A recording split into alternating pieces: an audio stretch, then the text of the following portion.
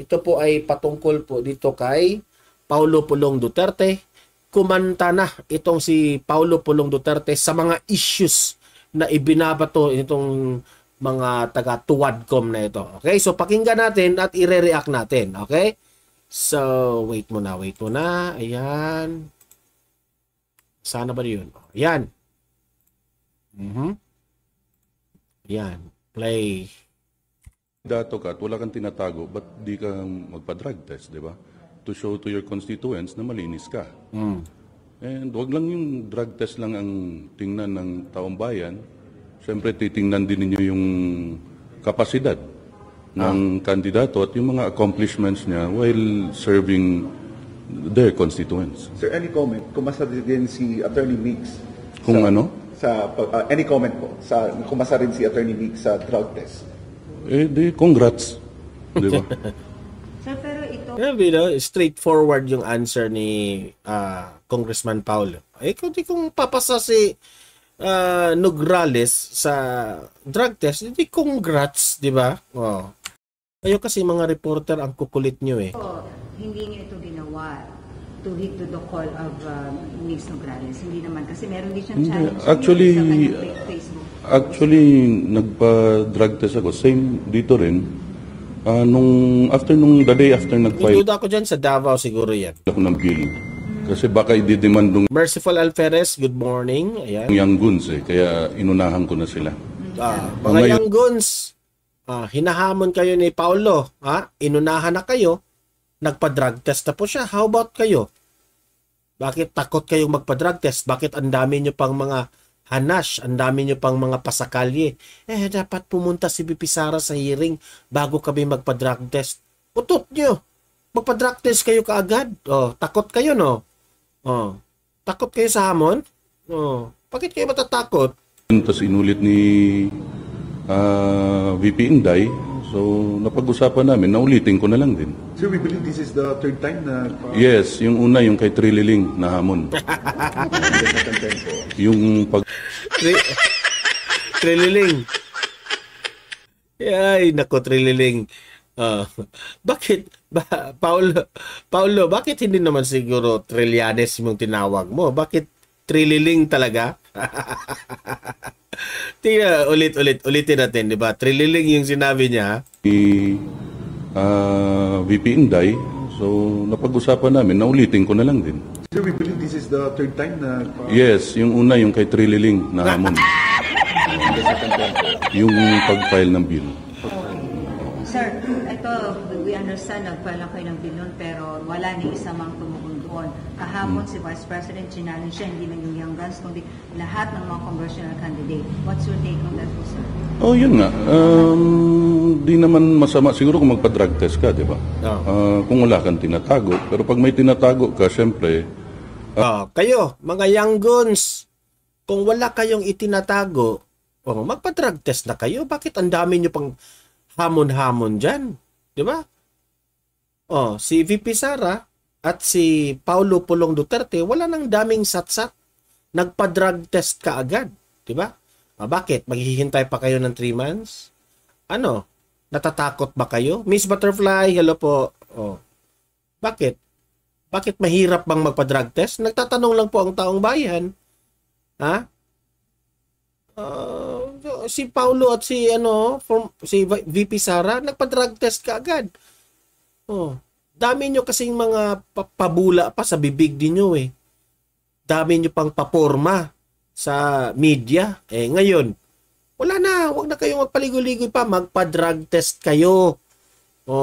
Para sa taong bayan. Hindi yan. Kasi, ito sinabi ni VP Sara, dalawa ang sa akin. Yung psychiatric test at saka hair follicle test. Dalawa yung kay VP Sara, dalawa. Para magpa-drug test rin itong mga tuwadcom na ito. Ngayon, ang tuwadcom, sabi ng tuwadcom, pumunta ka muna dito sa hearing. Actually, mga tuwadcom na mga representatives, kayo Maabante, Paduano, yung pagpapadrug test nyo, hindi yan para kay VP Sara. Hindi yun para sa mga Duterte. para yan sa taong bayan. Ha? Kayong magpapadrug test to WADCOM, ipakita nyo sa taong bayan na kayo po ay malinis. Ha? Huwag puro satsat. Kasi sinabihan nyo, pumunta muna si VP Sara sa hearing. Bakit? Yang pagpapadrug test nyo para yan sa kay VP Sara? Hindi, para yan sa taong bayan yung drug test na yan. Ha? Sa bagay, wala kayong malasakit sa taong bayan, hindi talaga kayo magpapadrug test. 'Di ba? Ang kakapal ng mga mukha ninyo. Yan ang totoo. It's up to you, di ba? Kung paano mo i-handle yung sarili mo sa harap ng ng constituents mo. Oh, di ba? But you think, sir, mas better ang leader kung... Siyempre, pag hindi gumagamit ng droga, siyempre, nasa maayos yung pag-iisip mo. Di ba? Sir, speaking maayos ang pag-isip, sorry for asking you this. Marami kasi mga negative comment kay VP. Psychiatric test daw. Ay, si VP na po sasagot dyan. Sinagutan niya kahapon, pero Okay. bilang kapatid, bilang kuya, sir, what's your take sa mga ganitong negative comments po kay VP, sir? Normal yan. Kami ang kalaban ng administrasyon ngayon. Correct. So, siyempre, sino ba yung nagko-comment? Di ba? Siyempre, yung mga kaalyado nila. So mga young guns na mga tuwadcom kayo yung mga kaalyado ni PBBM. Very obvious na yan eh. Oh, hindi. Normal yan sa politika, madam. Sir, going back dun sa drug. Tinawag na nga akong drug addict, drug pusher, drug lord, drug smuggler. Kahit may 5 anak ako at 4 na apo. Going back sa drug test, sa tingin niyo yung mga congressman na hindi tutugon dun sa hamon ni VP Sara? Sa tingin ko, alam nyo na yung sagot. Pwede yung pangalanan, sir? Ano, senador? Senator, congressman, sir, in particular dun sa mga congressional candidates na Magpa-drug test na lang sila. Correct. Para magkaalaman na. Diba? Sinong sila, sir? Your comment on lahat na talaga? Lahat. Diba? Drug test lahat. Yan ang sinasabi ni VP Sara. Kung talagang mahal nyo ang taong bayan, magpa-drug test kayo. Hindi para sa mga kalaban nyo sa politika, kundi para sa taong bayan. Marian Julian, hello po. Para ang taong bayan alam na kayo po ay malinis. Di ba?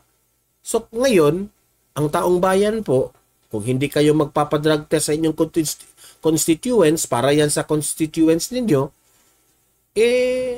syempre, yan? Dagdag na siguro yan na trust sa inyong constituents, 'di ba? Ipakita nyo. Kayo yung, 'di ba? Kayo yung dapat magpabida sa inyong constituents, sa taong bayan. Ipakita nyo malinis kayo. 'Di ba? Kung talagang wala kang ginagawang masama, pinasa Diyos mo yung trabaho mo bilang kongresista, bakit ka matatakot? Ano ikinatakot ninyo? Ha? O hindi kayo magpa-drug test kasi mana kayo ng amo ninyong si Bangag Marcos? Nagtatanong lang ako. Ha? O mana kayo ng inyong Panginoon na si Tambaloslos?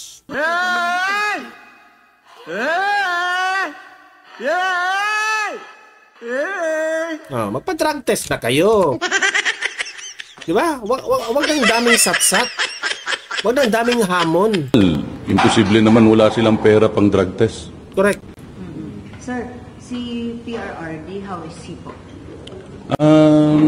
Last week nandun ako. Ayun, nagkukwentuhan kami sa candidacy niya rin as mayor. Okay naman.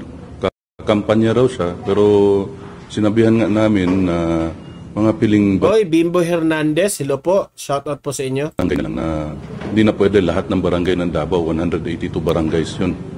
So, piling barangay na lang. na Ikaw, Migs, ha? Binibiro na mo naman ako, ha? magkakampanya siya. Sir, last time sinabi po ni Sara na tatakbo ang tatlong Duterte, Congressman Pulong, Mayor Baste at si dating Pangulong Duterte. Ano po yung nangyari, sir? Sabi niya yun. Wala pa naman talaga, wala talaga yun sa plano ko, no? Kasi may isang term pa nga ako as congressman. Tapos ever since pumasok ako sa politika, hanggang 2 terms lang ako. So yun nga, sabi din ng mama ko na tapusin mo yung Kayo naman, Ma'am Jeroy, ha? Binibiro mo naman ako, ha? term mo as congressman. Uy! Bimbo Hernandez, maraming salamat sa 9.99. Ayan, namimigay na yan. At dahil dyan, bibigyan kita ng isang...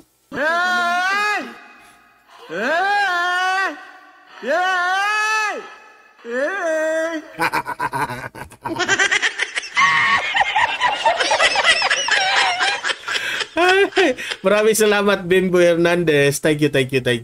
Ayan. Pero sa 2028, sir, may plano po tayo to... Wala. So ito second May plano akong mag-retire. Ah. Second term pa lang ba ito? Third na po. So you will finish your term na Yes, opo. national. Opo. We were expecting kasi it was announced earlier by VP na yung mga kapatid daw ay sasama sa Senado. Walang pera pang gastos para nationwide na kampanya mo. Also, sir, dun sa pagkalaban ni Nograles against your father po for the mayoral of Davao City. Right niya yun. Di ba?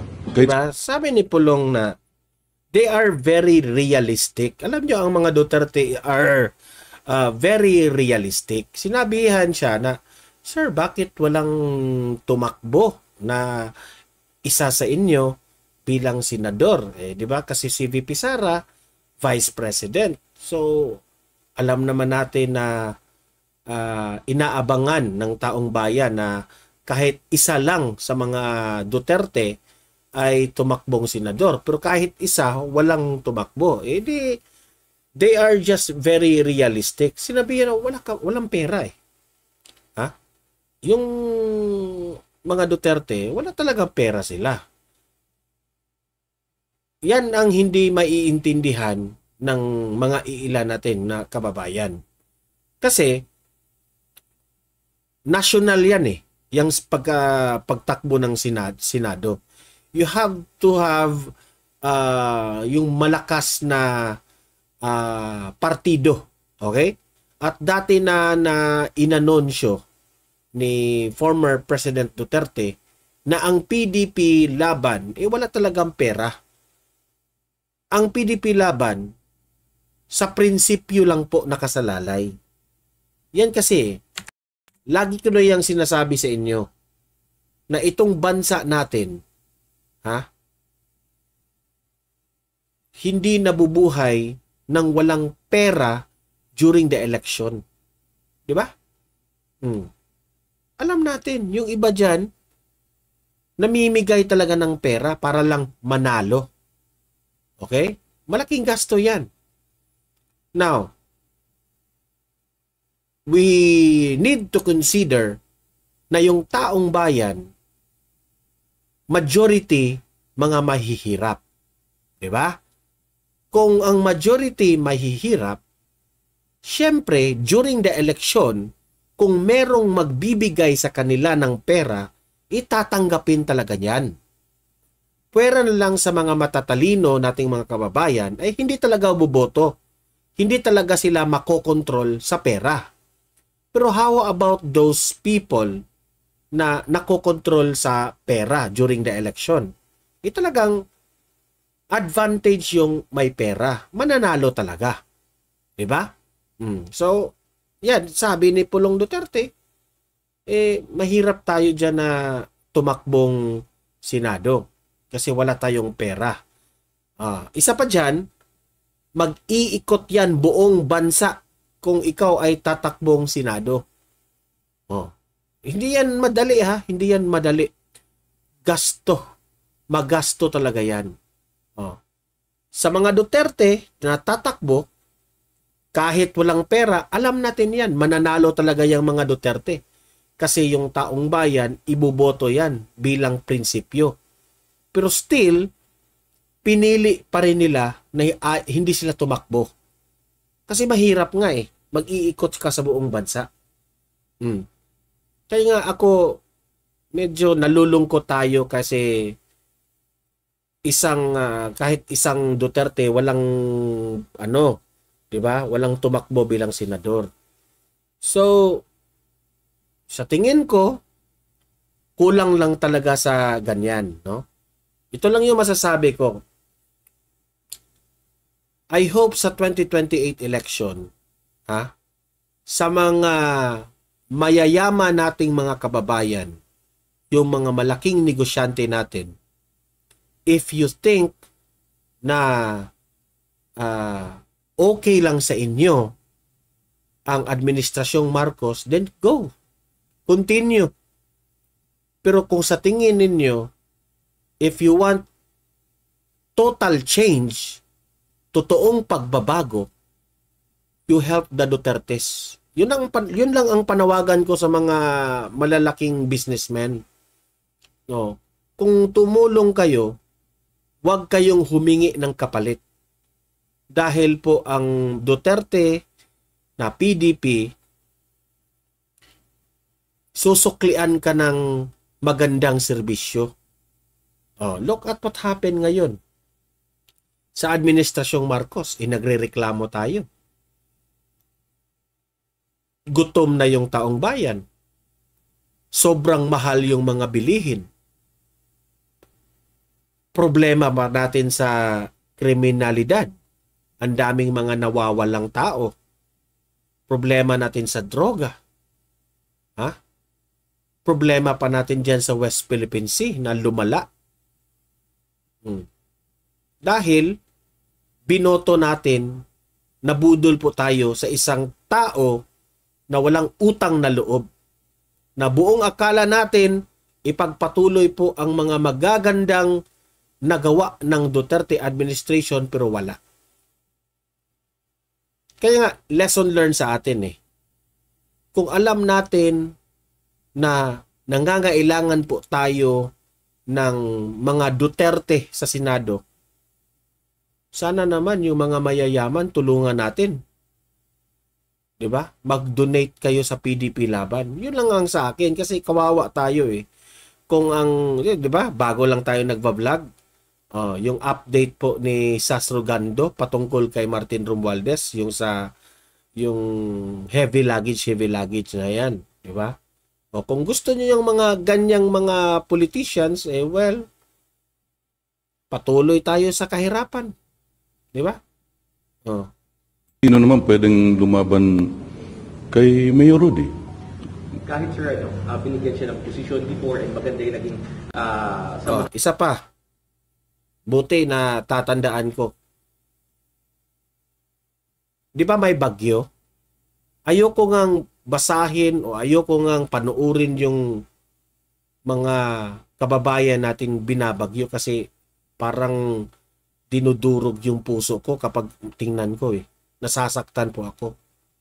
Nasaan na yung ipinagmayabang nilang flood control projects? Ayan bumabaha pa rin. Mas sobra grabe. Umaapaw na nga sa bubong. Sa panahon po ni former President Duterte, hindi po nagkaganyan. Kasi yung mga drainage natin, yung mga dredging, mini-maintain ng ahensya ng gobyerno. Pero look at now. Look at what happened. Yes, very humble si Duterte. Look at now. Dahil ang ating presidente walang pakialam sa taong bayan, ganyan po ang nangyayari. Hinayaan lang niya na magkaganyan yung tao. Binabaha tayo ng sobrang baha. Tama rin si VP Sara sa kanyang mga sinasabi. Hindi po nagkamali si VP Sara sa kanyang sinasabi na si Bongbong Marcos ay hindi marunong. Nagagalit sila dyan eh. Bakit sila nagagalit? Dahil totoo. Masakit talaga yung totoo. Bakit hindi nyo aaminin? Di ba? Wala na tayong magagawa dyan eh. 5,000 flood control projects na natapos. Nasaan na kaya? Lumulutang na. Nang nag-rally sa Duterte since 2016 at least. Kung sa akin, hindi maganda samahan namin ng mga Nograles. Kasi yung tatay nila, ginawa kong drug addict sa Davao way back 1992-94. Doon nag-umpisa yung drug addict ako sa tatay nila eh. Sir, hindi ito first time. Tatandaan natin, ang mga Nograles at Duterte, ha? Ito yung mga dating mga kalaban sa politika dyan sa Davao. Maglalaban ng Nograles. Pero, Kung Kulong, this I did not consider them as my friends, ma'am. You never did? Yes, tatay ko lang. Okay. Pero this time, maglalaban. Sabi dito ni Jane Bramblett, yung Lung Heart Center at Children Hospital sa bawat province ni BBM last zona, di yan sinabi. Budol din. Talaga? Jane Bramblett? Totoo yan? Grabe naman yan. Ulit kayo sa local elections. How is it different this time, Congressman Kulong? Wala namang difference. May kalaban naman ako parati pag tumatakbo. Except ng Vice Mayor at ako.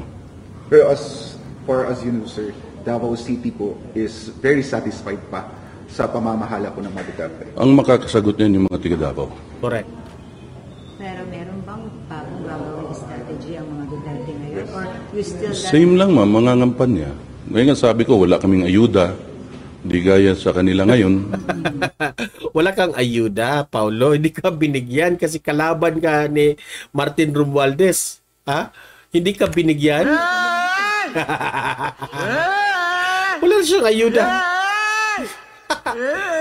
Wala kang ayuda. Hindi ka binigyan kasi kalaban ka ni Romualdez. Oh. So, tanggapin ng mga tiga Davao yung ayuda. Kanila naman yan. Diba? Sir, speaking of budget, kamusta yung budget, sir? May ano na ba? May natatanggap pa ba kayo? Wala. Zero. Zero budget for Davao City. Yung pagkaalam ko. Yun ang narinig ko from my colleagues. Sir, the President has signified his intention before to attend sa... Grabe ha. Dahil kalaban po siya ni Martin Romualdez, zero budget ang Davao. Imagine that one ha. Dahil kinalaban niya, siya lang po na congressman at representative, siya lang po ang representative o congressman na may bayag na kumalaban dito kay Martin Romualdez. Napag-alaman, dahil dyan, zero budget ang Davao. Paano yan? Ganyan ka ba, Martin Romualdez? Ha? Dahil kalaban nyo sa politika, hindi nyo bibigyan ng budget? Alam mo, sa mga Duterte administration, magagalit po si Duterte niyan. Ha? Kung matatandaan po natin, yung panahon po ni former President Duterte, yung lugar ni Leni Robredo, doon siya nakafocus. Ipinakita ni former President Duterte na gagalingan niya sa baluarte po ni Leni Robredo. Binigyan talaga ng budget yung lugar ng Leni Robredo. Kahit kalaban yan walang bumoboto yan. Walang bumoboto na mga Duterte dyan sa lugar ni Robredo, pero ayan, binigyan ng budget na sapat-sapat. Palakpakan. Diba? Ganyan. Yan ang tunay na may malasakit. Ganyan po ang mga Duterte. Ikaw bilang pangalan niyang anak, kung bibigyan niyo po ng payo si Presidente, even... Sasamahan ko nga sana, ayaw niya eh. Sa Congress? Oo, ayaw niya eh. So you did not encourage him not to join? Imagine sasamahan ni Pulong Duterte si former President Duterte. Pero ayaw niya. Kasi nga balita natin, may sakit si former President. Ay, hindi naman. Bakit naman? So kahit sa Senate, sir? Ewan ko sa mga kapatid ko pero hindi namin napag-usapan na i-ano ko siya na wag pumunta. Sinabi ko pa nga, samahan ko siya, tapos ayaw niya. So may we know why? Na? Bakit okay lang sa inyo mag-attend si Presidente sa Quadco? Bakit naman hindi? Di ba? Ano bang masama kung pumunta siya dun? Correct. Pero ano reaction nila yung Quadcom na patuloy na inimbestigahan yung supposed drug war reward system dun sa tatay. Gusto nyo malaman kung magkano sila per hearing? Ayan, yun na yung sinabi niya, ha? Bayad di umano. Gaano yan katotoo? Ha? Mr. Paulo Pulong Duterte, gaano yan katotoo? Sa sinabi mo, ha? Nagparinig po itong si Paulo Pulong Duterte na itong mga kongresista na ito na nag-a-attend dito sa Tuwadcom hearing, bayad pala. 'Di ba? Sabi nga ni Banatbay, kaya pala kahit nagbabagyo, kahit bumabagyo, nag-a-attend sa Tuwadcom hearing. 'Di ba? Nag-a-attend sila kasi bayad. Gaano yan katotoo? Nagbibiro ka lang ba? Ha? Nagbibiro ka lang ba? Bakit ka tumatawa? Ha? Kong Paulo Duterte? Sabi mo na Ha? Wag na, joke lang yan. Sir, tsaka lahat ng... Sa tingin ko, totoo. In my opinion, totoo. Bayad siguro sila. No? Every hearing, bayad sila. Kasi, alam naman natin, yung biro na yun, medyo may meaning yung biro na yun. Lahat ng hearing yan, from Senate to sa House, lahat. At huwag mo nang itanong kung sino ang nagbabayad sa kanila. Huwag nyo nang itanong kung sino ang nagbabayad sa kanila. Kung totoo man, di ba? Siyempre, pumupunta sa hearing kasi meron palang bayad. Yan ay bayad. Lahat directed, sir, na Duterte. Ano masabi sa Duterte? Ulitin natin. Ulitin natin, ha. Pakinggan nyo mabuti. Gusto nyo malaman kung magkano sila per hearing? Magkano, sir? Sabi mo na Ha? Wag na, joke lang yan. Sir, tsaka lahat ng lahat ng hearing yan, from Senate to sa House, lahat. Bayad yan ay bayad. Lahat directed, sir, na Duterte. Ano masabi sa Duterte? Parang balat yung kami, sir. Siguro yun yung definition ng trabaho nila. To investigate the Dutertes. Yan siguro na ang mandato sa kanila. So okay lang. Grabe naman ang mandate yan. Mandato nila, tugisin at imbestigahan ang mga Duterte. Ay nako. Akala ko ba, Congressman Paulo, yung mandato nila, gumawa ng batas? Gumawa pala ng gumawa pala ng mga artista dyan na umiiyak, di ba? Di ba? Tama? Akala ko gumagawa sila ng batas. Gumagawa pala sila ng artista. Ay, nako. Tuwadcom kayo. Sir, may I go back to your father? Kumusta ang health concern ngayon? Okay naman, natutulog, malakas kumain, kahit sasabihan na namin na dahan-dahan. So, okay lang. Is he excited to campaign for this 2020? Yun nga gusto niya umakyat ng bundok, sinasabihan namin hindi na pwede. Diyan na lang sa downtown or at least makita lang siya ng mga tao. Does he need to campaign?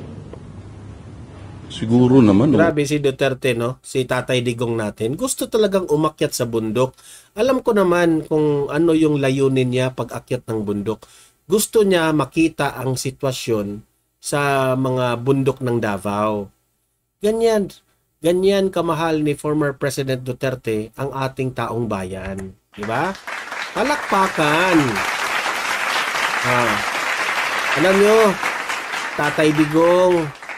Tatay Digong, we love you so much for being, may talaga kayo, may pagmamahal sa taong bayan. Dahil ka-election yan eh.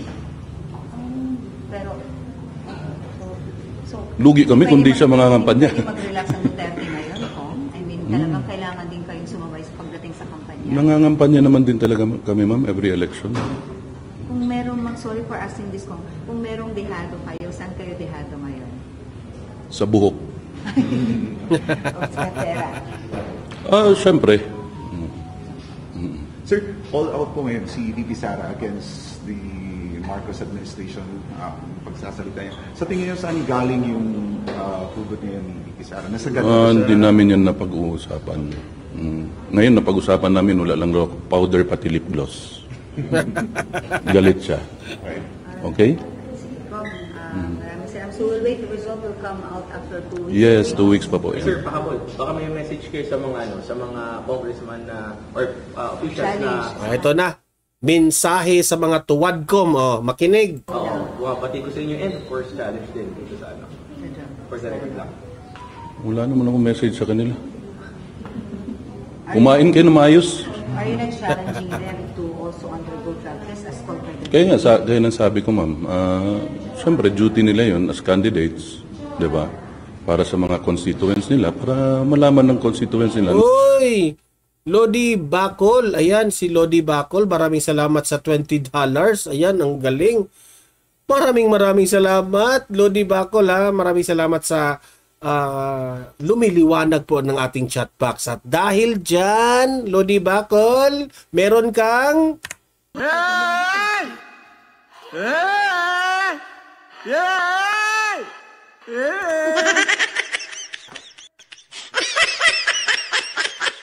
Okay. Maraming salamat, Lodi Bacol. I love you. Ayan. Tingnan natin si Lodi Bacol, oh. Oo, ayan. Ano ito moderator na natin itong si Lodi Bacol, ha? Lodi Bacol, thank you very much for the $20 na pakape. Ayan, maraming salamat. Na hindi sila gumagamit. Sir, last na to. Yes. Pinanggit kanina sa Congress, Quadcom, at saka yung good government, sa Senate Blue Ribbon, parang we hate to call this, pero parang against JK, against Duterte pa rin. So saan ba humuhugot ang pamilya Duterte na ng strength despite all of this mga Kami? sanctions? Ako sa nanay ko at sa Panginoon. Yes. Sir, ano sinasabi ni Ma'am Elizabeth sa inyo? Anong palagi niyang sinasabi? Sana lang kayo interview nyo. Pero ano laging na-advise sa inyo, sir? Yes, every day. Every day. What does she tell you? Kailangan may powder ka at lip gloss. Sorry, hindi ako sanay sa ganito. Sorry. Okay, salamat po tayo. Salamat po. Ang last ang akin lang. Kami mensahe ka naman kayo sa pagtakbo lang. Kung record lang ni Senator Trillanes sa kanya sa Hindi ako tiga-Caloocan, sir. Hindi, baka lang sa kanya bilang madalas kayo lagi nagpapangga before. Baka merong Nagbabangga. Di pa kami nagkita niyan. Doon lang sa Senate hearing kami nagkita niyan. pero yung mga patikos niya before, sir, as local official. Grabe talaga itong media magtatanong. Magpapaaway talaga. Ano daw mensahe niya ni Trillanes? Anong point, di ba? Sabi niya, hindi naman ako taga-Caloocan. Tama itong si, Paulo, di ba? Yan, sabi ko dati sa inyo, itong mga Duterte talaga, hindi po ito nangingialam ng hindi nila baluarte. Bakit naman niya? Bakit naman siya magbibigay ng mensahe kay Trillanes? Ewan ko dyan kay Trillanes, ang tinakbuhan niya, local, di ba? Di wala. Wala akong masabi sa kanya. Hindi ko kilala yan.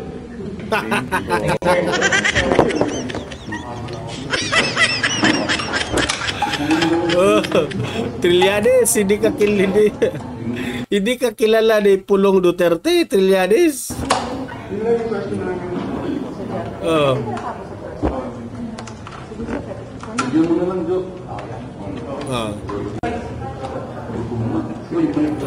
Hintayin muna tayo kung meron pa bang birit na mga sinasabi ni Kong Pulong. Ayan, wala na pala. So that will be the end